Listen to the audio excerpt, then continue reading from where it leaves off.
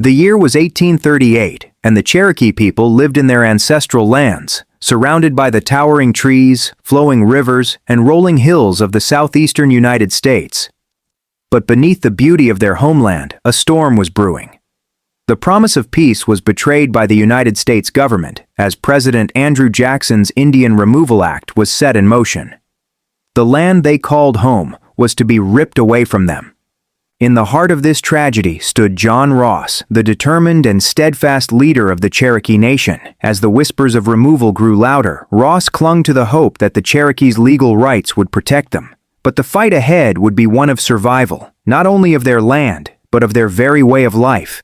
As John Ross and the Cherokee leadership took their stand, the government's pressure mounted. Major Ridge, a respected Cherokee leader, found himself torn between loyalty to his people and a dangerous alliance with the U.S. government. His controversial decision to sign a treaty with the government left a deep divide within the Cherokee Nation. The decision to sign would not just mark the beginning of the Cherokees' forced relocation, it would fracture their unity and set them on a path of unimaginable suffering.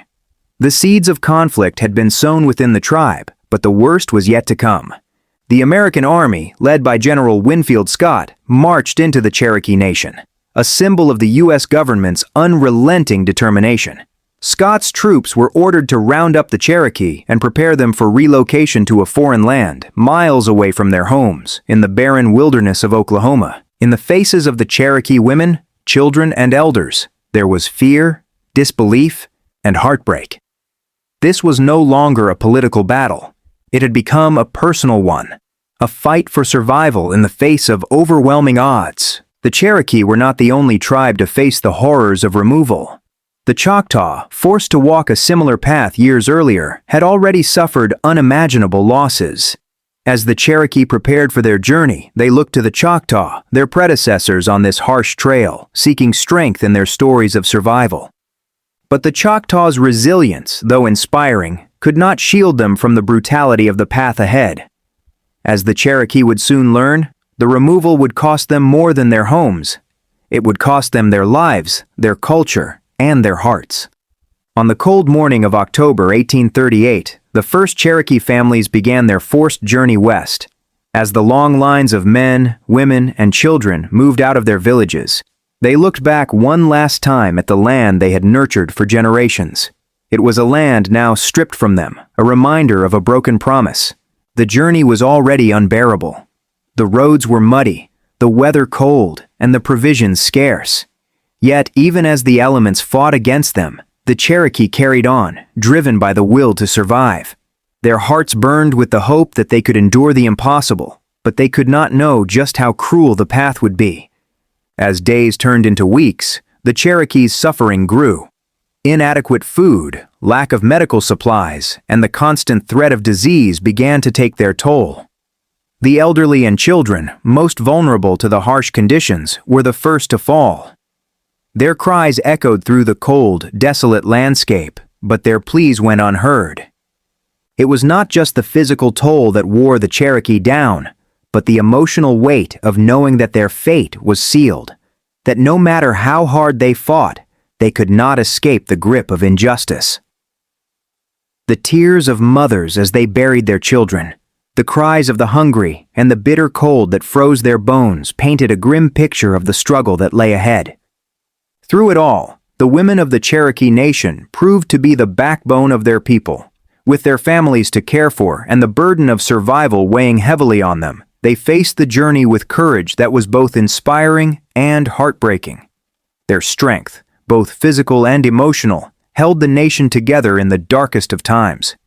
But even the women, with their fierce determination, were not immune to the toll. Their faces showed the strain of hardship, eyes clouded with sorrow, bodies weakened by exhaustion. Yet they continued, not just as survivors, but as leaders in their own right, carrying their people forward through the storm. Major Ridge, once a hero to his people, was now viewed with contempt by many for his role in signing the Treaty of New Echota. As the Cherokee were being herded onto the trail, some saw Ridge's actions as the ultimate betrayal. His decision to sign the treaty, despite fierce opposition, had sealed the fate of his people. Ridge's legacy, forever marked by his decision, was one of pain and division.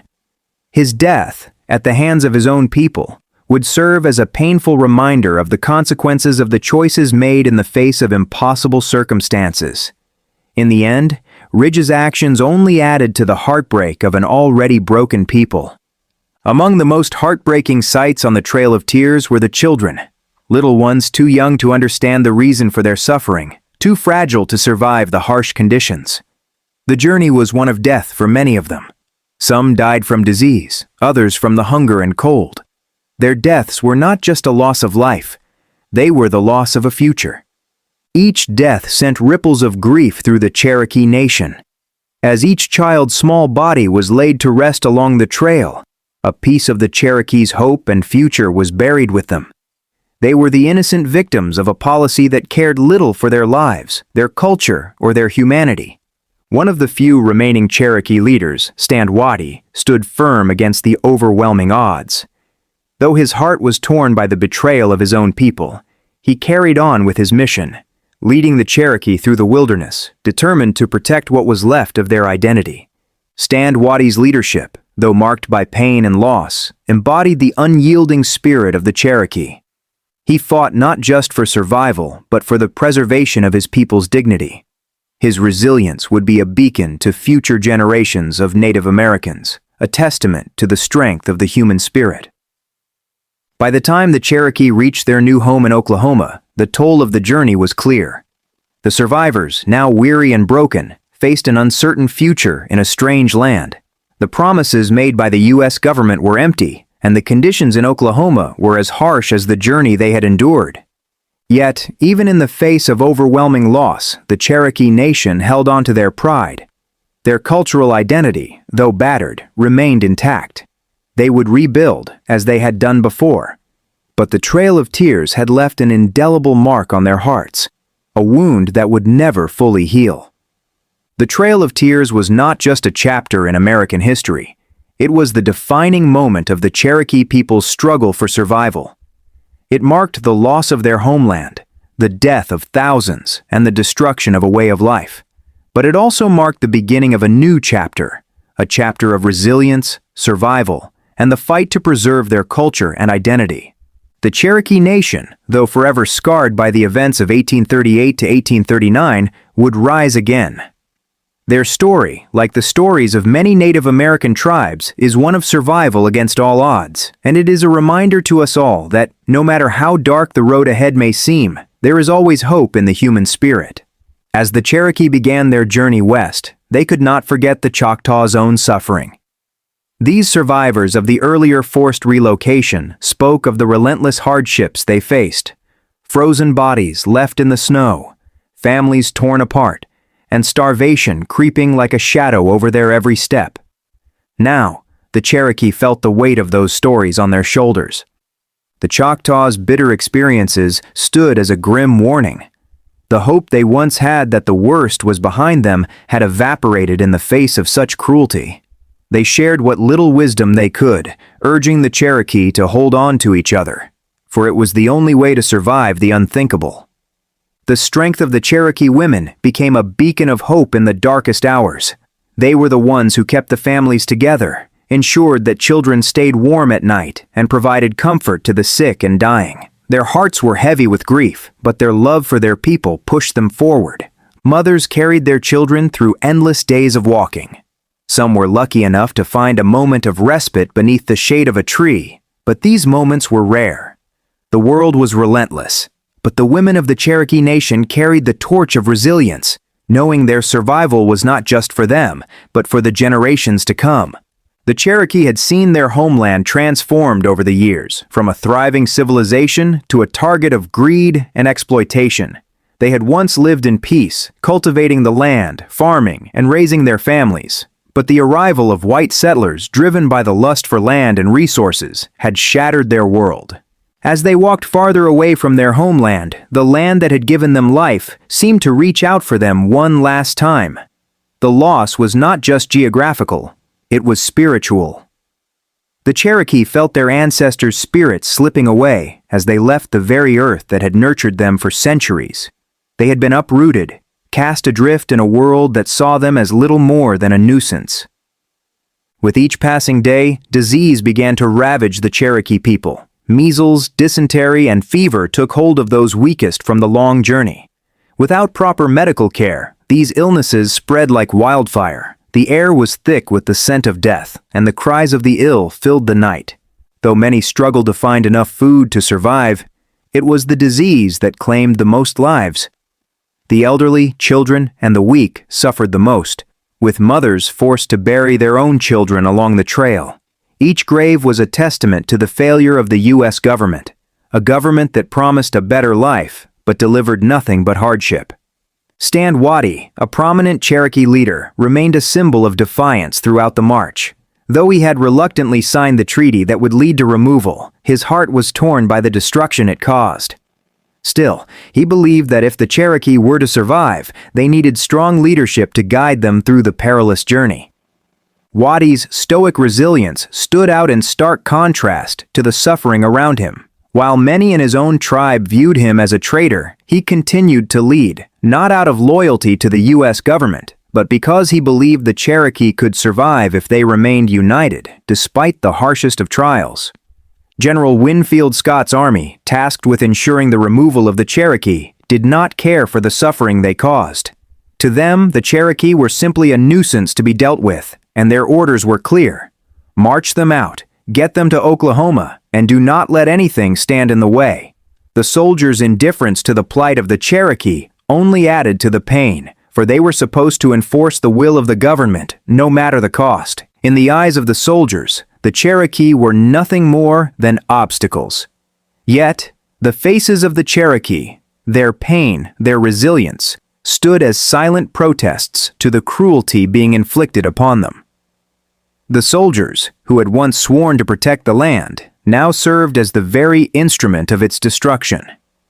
As the Cherokee continued their journey, they struggled to hold on to their humanity in the face of dehumanizing cruelty.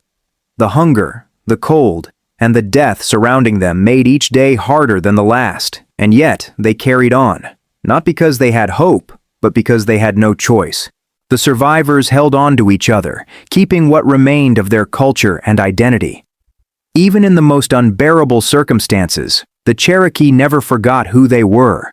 The songs, the stories, the prayers, all of these remained their companions as they walked in silence through the bitter wilderness. Major Ridge, once a warrior who fought for his people, had become one of the most controversial figures in Cherokee history. His decision to sign the Treaty of New Echota, a treaty that led directly to the Cherokee removal, had divided the nation.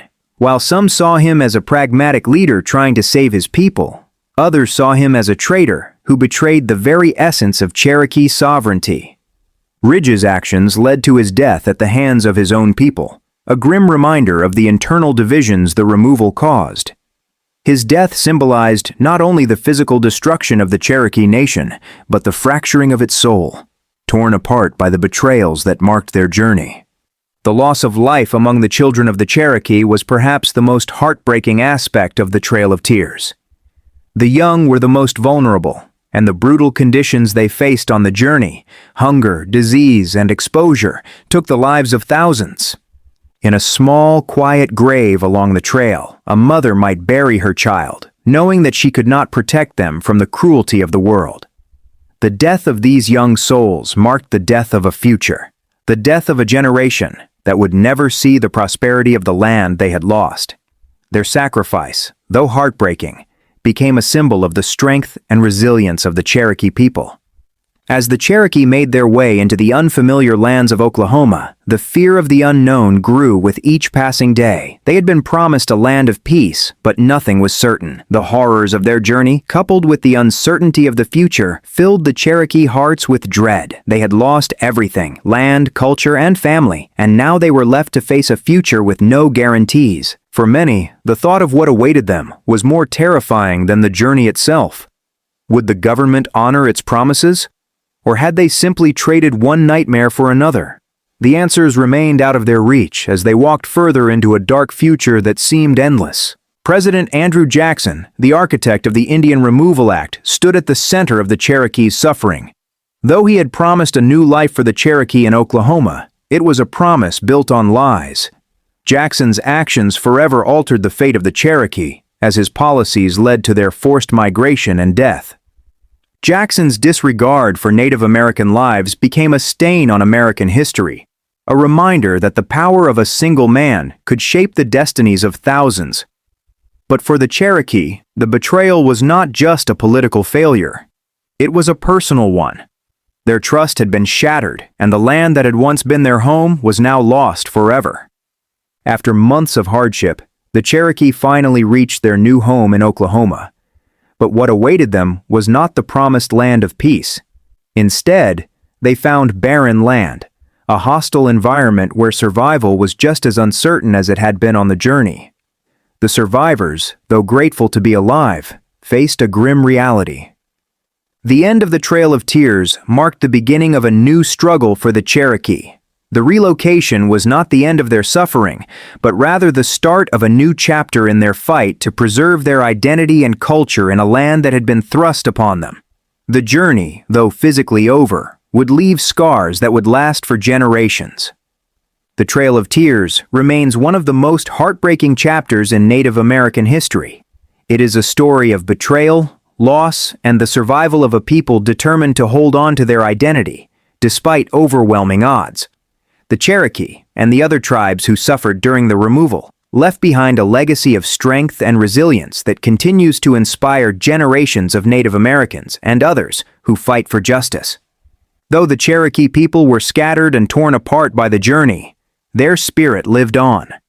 The Trail of Tears may have marked the end of one chapter, but it also marked the beginning of a new era of resistance and survival. Their journey was one of suffering, but it was also one of courage. As we look back on the harrowing journey of the Cherokee people, we reflect on the lasting impact of the Trail of Tears. The scars from that brutal relocation are not just physical, but have rippled through generations, shaping the Native American struggle for recognition, rights, and the preservation of culture. Yet, in the face of such darkness, the Cherokee survived. They endured, they rebuilt, and their culture, though altered, lives on. The pain of the past does not define them. Instead, their resilience does. The Trail of Tears is not just a story of loss, but of survival, of standing strong even when all seems lost. And in that, there is hope for us all. The Chickasaw, though smaller in number than the Cherokee, carried their pain with quiet dignity. Their removal had begun earlier, and their stories echoed through Cherokee camps at night. They spoke of the brutal crossings, the betrayals of officials, and the bitter cold. The Cherokee listened intently, knowing their fates were intertwined. The suffering of one tribe became a shared memory, binding them together in grief and resilience. The Creek people, too, were forced from their lands, many in chains, others under harsh guard. Their removal was marked by violence and defiance, for they resisted longer than most. As Cherokee travelers encountered Creek groups on the trail, they saw their desperation mirrored in their eyes. Starvation, disease, and forced marches had carved the same lines of pain into their faces. Former President John Quincy Adams stood as one of the few national voices condemning the removals. Though no longer in power, he used his position in Congress to challenge the policy, calling it a stain on the honor of the nation. His speeches reached Cherokee ears through sympathetic missionaries. For a moment, hope flickered, that someone in the halls of power might still fight for their dignity. But Adams's protests were drowned out by the machinery of removal already set in motion. As the days grew shorter, the cold set in. Winter storms swept through the camps with brutal force. Thin blankets and inadequate clothing did little to protect families from freezing nights. Mothers held their children close, their breath misting in the air, praying they would make it through one more night. Snow covered the trail, turning graves into silent white mounds. One night, under the pale light of a full moon, a young Cherokee mother buried her twin infants by the trail. Disease had taken them both within hours of each other. She wrapped their tiny bodies in cloth and sang softly, the same lullaby she had sung days earlier. Others gathered silently, their faces lit by torchlight. There were no priests, no soldiers, only a grieving mother and a people watching another piece of their future slip away. While open rebellion was impossible, the Cherokee found ways to resist through silence and endurance. They whispered prayers in their language, held ceremonies at night, and passed down sacred stories to keep their identity alive. The soldiers saw only tired, broken people. But beneath that silence was a fire that no forced march could extinguish. General Winfield Scott, though tasked with enforcing removal, was not without moments of doubt. Watching women and children suffer in the cold weighed on him. In private letters, he admitted the cruelty of the policy, though he never disobeyed orders. His soldiers enforced discipline, but some turned away when faced with dying children. The Trail of Tears was not only a test for the Cherokee, but for the conscience of those who carried it out. As the journey grew harsher, Stand Watie's leadership came under fire. Some blamed him and the treaty signers for their suffering, while others relied on his strength to keep order. He gathered families at night, urging them to keep moving, to keep their spirits alive. His heart bore the weight of both leadership and guilt, as the cries of his people echoed in the frozen darkness. During a fierce storm, several wagons carrying provisions overturned, spilling precious food into the snow. That night, the fires in the Cherokee camp burned weakly. Children shivered, elders huddled together, and whispers of despair spread. It was a night many would remember as the night the fires died. Yet even in that darkness, a few elders began to sing softly, their voices rising above the wind, refusing to let their spirit be broken. Far to the south, the Seminole people were still engaged in fierce resistance. Unlike other tribes, they fought removal through armed conflict in the swamps of Florida. News of their defiance traveled along the trail, giving the Cherokee brief surges of pride and hope. Though their struggles were far away, the Seminoles' courage reminded everyone that not all would go quietly. Resistance, in any form, mattered. The first light of dawn revealed rows of weary Cherokee figures moving slowly through frost-covered fields. Their footsteps crunched softly against the frozen ground, creating a haunting rhythm that echoed across the landscape. No one spoke. Their silence carried the weight of everything they had lost. Mothers tightened their grip on their children's hands, elders leaned on canes, and young men scanned the horizon with hollow eyes. The soldiers rode alongside them, cold and distant. It was a scene of endurance, not hope, a march not toward opportunity, but survival.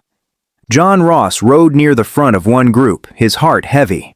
As principal chief, he had fought every step of the removal through legal channels. He had taken their case to the Supreme Court and won, yet Andrew Jackson ignored the ruling. Now his people were suffering the consequences of a nation's betrayal. Every grave along the road felt like a personal failure. His leadership was no longer about negotiation, but about keeping spirits alive when there was little left to hold on to. At night, around campfires, elders spoke bitterly of the betrayal by Major Ridge and his faction. Some called them traitors who sold their people's birthright for a promise of safety that never came. Others argued they were trying to avoid total annihilation. The debate fractured friendships and families. Grief had many faces: anger, sorrow, resignation. In those fireside whispers, the Cherokee's internal wounds deepened even as the external journey grew harder. Food rations dwindled quickly. What little cornmeal or dried meat they had was stretched thin among families. Children cried through the night with hollow stomachs. Some tried to dig for roots beneath the frozen earth, others relied on charity from sympathetic locals, rare moments of kindness on a path built on cruelty. Hunger became a constant companion. It clouded minds, slowed steps, and made every sunrise feel like both a victory and a curse. One of the most perilous moments came at a wide, icy river that stood between them and the next encampment. Rafts were few, the current strong, and the temperature bone-chilling. Families huddled together as soldiers barked orders to cross. Some made it. Others slipped beneath the water, swept away by the current. A mother's scream echoed as her child disappeared into the cold, never to be seen again. The river took lives that night without mercy. A few Christian missionaries accompanied the Cherokee on their journey, offering spiritual comfort and occasionally distributing supplies. Their presence was both a balm and a reminder of the forces that had changed Cherokee society forever. Some missionaries genuinely grieved with the Cherokee, praying over the dead and helping the sick. Others saw the march as divine destiny. For the Cherokee, faith became a fragile thread, holding together hearts battered by injustice. One evening, a sudden snowstorm descended upon the encampment. Tents collapsed under the weight of the snow, fires were smothered, and families huddled together for warmth. The wind howled like a vengeful spirit. When morning came, several had frozen to death in their sleep. A grandmother was found with 2 children in her arms, her body stiff, her final act having shielded them from the wind. The storm became another silent chapter in a long litany of suffering. Months earlier, the Choctaw had warned the Cherokee that the government's promises were hollow. Now, those words rang painfully true. The promised supplies were inadequate, the escorts indifferent, and the land ahead uncertain. In whispered conversations, survivors admitted the Choctaw had seen clearly what many had hoped to deny. Trust in the government was shattered beyond repair. What remained was trust in each other, and even that was strained by hunger and grief. During the march, one respected Cherokee elder collapsed and did not rise again. He had been a storyteller, a keeper of oral history, and a voice of wisdom and counsel. His death felt like the extinguishing of an entire library. The people gathered to bury him in the frozen ground. No marker would remain, only memory. His passing reminded them that their culture was not just in land or buildings, but in the living voices they were losing one by one. Despite the death surrounding them, Stand Watie remained composed, determined to see the survivors through. His leadership became quieter now, less about words and more about example. He walked when others walked, shared his rations with children, and stood guard on nights when fear filled the camps. Even those who despised him began to see in him a stubborn flame of resistance. He embodied the will to endure, even in the face of impossible odds. As the march continued westward, the number of graves along the trail multiplied. Families were forced to bury their loved ones quickly, often without markers, knowing soldiers would not allow delays. Some carved symbols into nearby trees to remember the exact spots. A mother whispered a goodbye to her teenage son, pressing her forehead to his cold hands before covering him with earth. There was no time to weep long. The caravan had to keep moving. These silent farewells became daily rituals. In the evenings, when the soldiers retreated to their fires, faint singing sometimes rose from the Cherokee camps. The songs were old, carrying prayers, grief, and resilience through the night air. The melody wrapped around the camp like a fragile shield against despair. Even children, weak from hunger, hummed softly as they drifted to sleep. It was in these songs that the Cherokee reminded themselves. Their identity was not in the soil beneath their feet, but in their spirit. Back in Washington, Andrew Jackson viewed the removal as a political victory. His policies had cleared millions of acres for white settlement. Newspapers in some cities praised his actions as progress, ignoring the suffering it caused. His indifference to the human cost burned in Cherokee memories. They knew their pain had been signed into law by men who would never walk their trail or bury their children in frozen ground. News reached some Cherokee groups that Seminole fighters in Florida continued to resist removal fiercely. Their defiance in the swamps against U.S. troops became legendary. For the Cherokee trudging westward, this news sparked brief whispers of admiration. Some said, "At least someone still fights." Though their own resistance took the form of endurance rather than arms, the Seminoles' courage gave them quiet pride. As winter deepened, more children succumbed to illness and cold. Their songs, once light and hopeful, grew fainter with each passing night. Mothers wrapped their little ones in every scrap of cloth they could find, holding them close against the chill. When a child's voice went silent, it wasn't just a loss for a family, it was a loss for the entire caravan. Each fading lullaby was another piece of a nation's heart being carried away by the wind. One freezing night, John Ross retreated alone to the edge of the camp. For months, he had carried the weight of leadership, but in that moment, the facade cracked. He fell to his knees, his hands clutching the cold soil, whispering apologies to the ancestors for what had become of their people. He was a man who had won the legal battle, but lost the war against power. His tears fell silently, unseen by the soldiers or even his closest allies. Tensions boiled over one evening when two factions of Cherokee men argued fiercely about the treaty signers. Insults turned to blows as hunger, grief, and anger reached their breaking point. Elders intervened, reminding them that their enemies were not each other, but the forces that drove them onto this trail. The fight ended, but the wounds it revealed ran deep, proof that the trauma of removal was tearing at the fabric of their unity. One morning, as the Cherokee passed through a small settlement, a farmer's wife approached with baskets of bread and blankets. She pressed them into the hands of mothers, tears streaming down her face. "I'm so sorry," she whispered. It was a brief, fragile act of humanity amid months of cruelty. The Cherokee remembered her kindness long after the bread was gone. It was proof that not every heart had turned cold.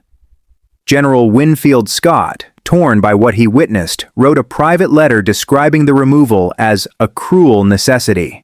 He admitted the suffering was worse than expected, though he never disobeyed his orders. His letter would later reveal the moral conflict within the ranks.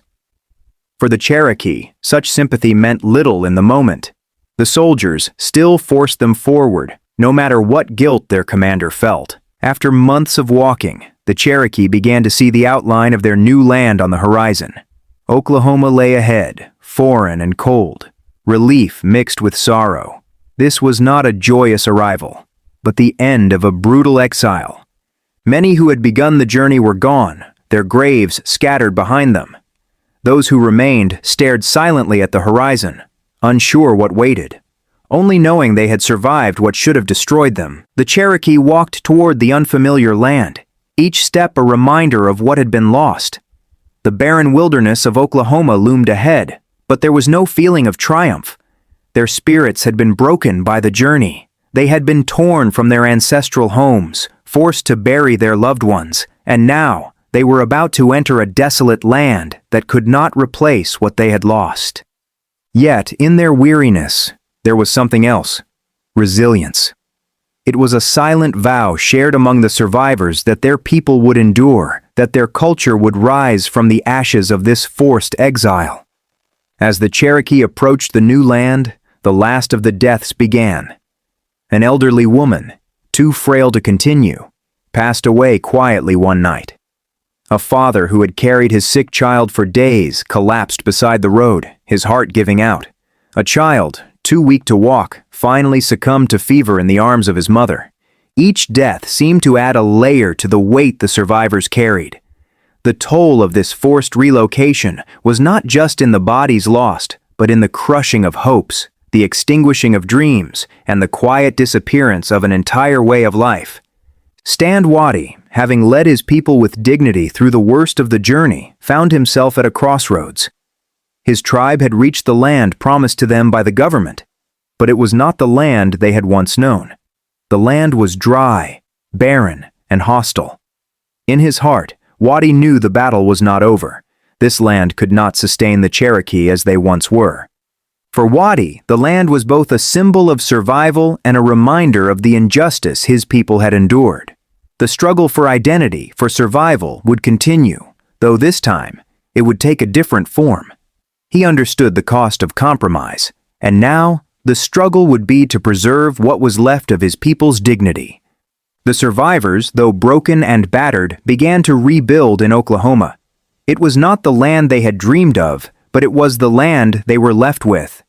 The Cherokee had endured the unimaginable, and now they would survive, by preserving their culture, their language, and their way of life.